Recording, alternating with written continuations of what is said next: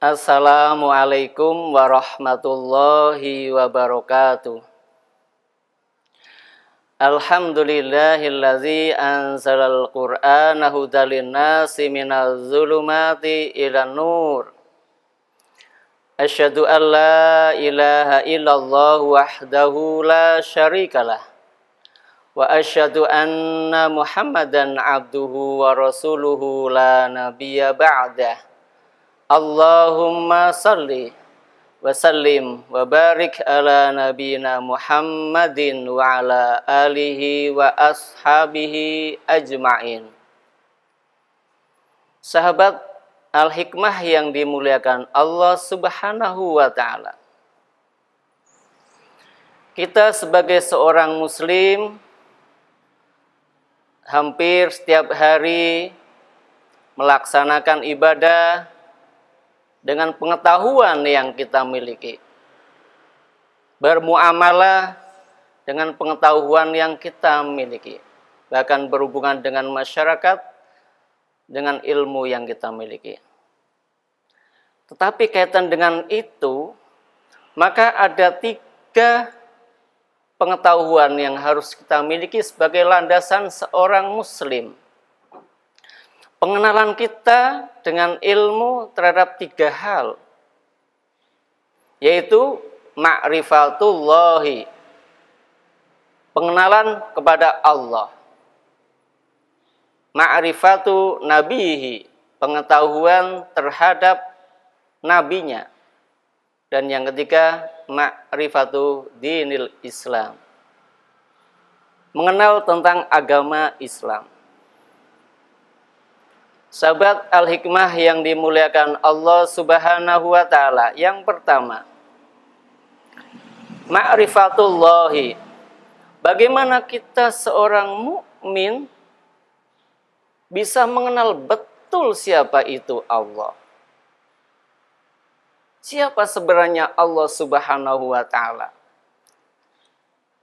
Dengan kita kenal kepada Allah, maka makin banyak pengetahuan, pemahaman, bahkan sampai kepada keimanan yang kita laksanakan. Allah bisa kita kenali satu, bahwa Dia adalah Rabbun. Allah adalah Rabb kita yang menciptakan seluruh jagat raya, yang mengatur alam semesta ini, yang menjalankan seluruh kehidupan alam semesta ini. Itu adalah Allah sebagai Rabb, sebagai penguasa yang menciptakan, mengatur seluruhnya.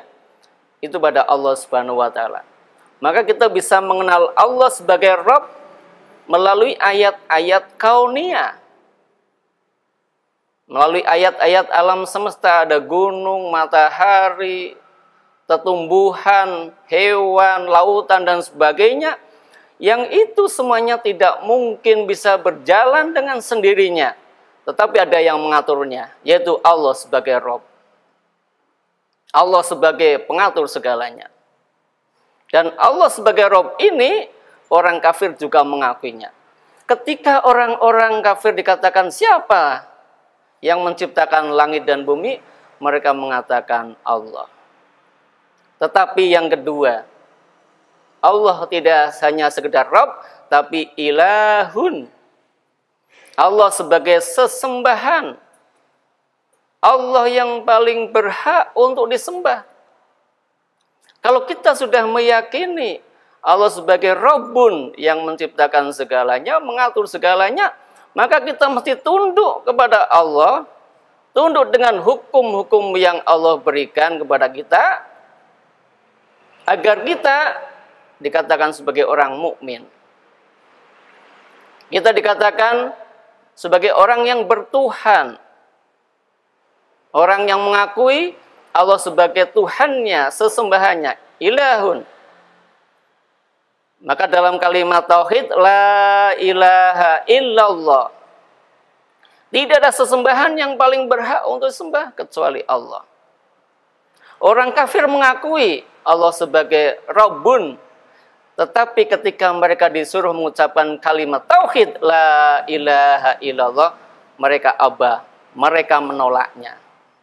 Itu adalah perbedaan mukmin dengan orang kafir ketika pengakuan terhadap Rabb-nya. Para pemirsa yang dimuliakan Allah Subhanahu wa taala. Pengenalan yang kedua adalah ma'rifatun Nabi. Bagaimana kita bisa mengenal Nabi Muhammad sallallahu alaihi wasallam? Kenapa kita mesti mengenal beliau? Kenapa kita mesti paham beliau akhlaknya? Karena Nabi Muhammad sallallahu alaihi wasallam itu adalah Rasulullah, utusan Allah Subhanahu wa taala.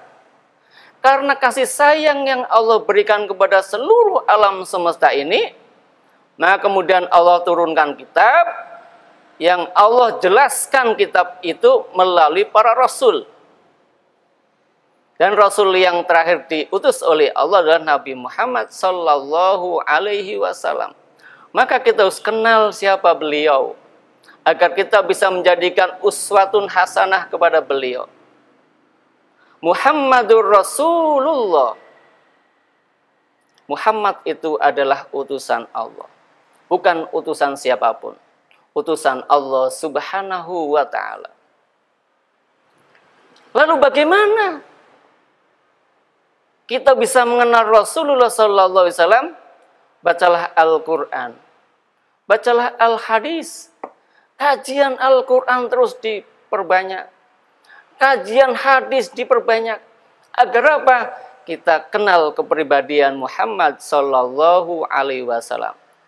Makin banyak kita membaca, makin kenal beliau. Jarang membaca, maka kita makin tidak kenal sama beliau. Bagaimana kita selaku umat beliau mengaku umat beliau, tapi tidak kenal kepada beliau? Padahal beliau adalah utusan Allah Subhanahu wa ta'ala. Rasul yang diutus oleh Allah Subhanahu wa ta'ala banyak jumlahnya.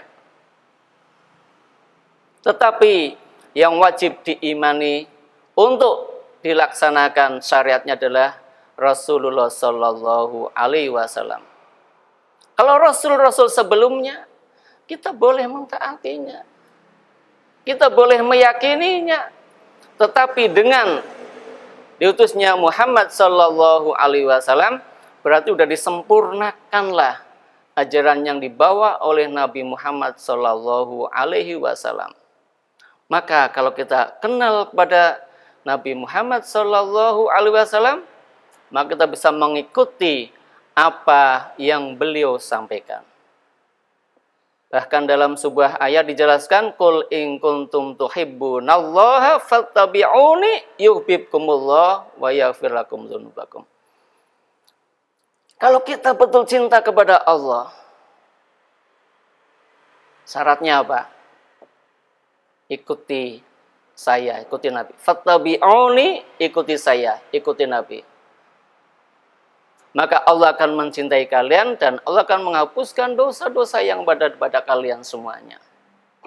Sehingga ketika kita sudah mengenal siapa nabinya, maka insya Allah kita bisa ngikut ittiba kepada Nabi Sallallahu Alaihi Wasallam. Para pemirsa yang dimuliakan Allah Subhanahu Wa Taala, yang ketiga adalah ma'rifatu dinil Islam. Kita kenal tentang agama Islam. Kita harus mengenal agama kita. Jangan sampai kita seorang muslim mengaku beragama Islam, tapi nggak kenal agama kita sendiri. Islam bukan sekedar hanya label dalam KTP petulis agamanya Islam, tetapi Islam adalah pandangan hidup. Islam adalah kepribadian kita. Islam adalah amaliyah kita. Islam adalah agama yang telah Allah ridhoi dan Allah sempurnakan melalui utusan Nabi yang terakhir, yakni Nabi Muhammad Sallallahu Alaihi Wasallam. Dalam Islam dijelaskan berbagai macam syariat, baik yang mahdoh maupun ghairu mahdoh. Yang mahdoh seperti sholat subuh 2 rakaat. Ya memang subuh 2 rakaat.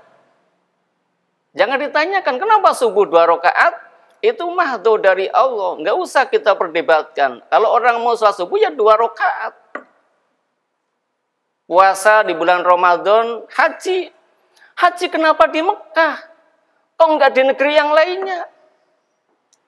Kita tidak usah memperdebatkan masalah itu. Itu adalah mahdoh yang sudah Allah putuskan. Kita tinggal percaya atau tidak percaya. Kalau yang ghairu mahdoh silahkan. Untuk bisa didefinisikan, untuk bisa diinterpretasikan, tetapi konteksnya tidak berubah dari hukum-hukum Allah Subhanahu wa Ta'ala. Yakinlah, sahabat Al-Hikmah yang dimuliakan Allah Subhanahu wa Ta'ala, Islam ini agama yang paling sempurna. Agama yang mengandung seluruh ajaran-ajaran kehidupannya, dan agama yang paling diridhoi oleh Allah Subhanahu wa Ta'ala. Maka jangan sekali-kali kita ragu dengan agama Islam. Yakinlah Islam ini yang menyelamatkan kita. Lalu bagaimana kita merespon Islam sebagai ajaran kita? Kita mesti tunduk, kita patuh, dan kita ngikut dengan apa yang diajarkan oleh agama Islam itu sendiri. Ketika seseorang itu tunduk hatinya, patuh dengan apa yang diajarkan dalam Islam, berarti dia telah aslama yuslimu islaman. Dia telah menyerahkan segala urusannya kepada Allah Subhanahu wa Ta'ala. Ketika kita tunduk, ada perintah Allah kita laksanakan. Ada larangan Rasul kita tanggalkan. Tunduk dengan hukum-hukum yang Allah berikan, berarti kita sebagai seorang muslim. Maka insya Allah sebagai seorang muslim kita tunduk dengan hukum-hukum yang Allah berikan. Tentunya 3 hal tidak boleh dilupakan, yakni paham siapa Tuhan kita. Yang kedua, paham Nabi Muhammad Sallallahu Alaihi Wasallam. Dan yang ketiga, paham tentang agama Islam yang disyariatkan oleh Allah Subhanahu wa Ta'ala. Maka amaliyah kita, ibadah kita berdasarkan ilmu, berdasarkan pengetahuan yang kita miliki, berdasarkan Al-Quran maupun As-Sunnah. Semoga Allah Subhanahu wa Ta'ala selalu membimbing kita, membimbing hamba-hambanya agar tetap berpegang teguh dalam Islam, sehingga selamat dunia dan akhirat. Sekian, terima kasih. Wassalamualaikum warahmatullahi wabarakatuh.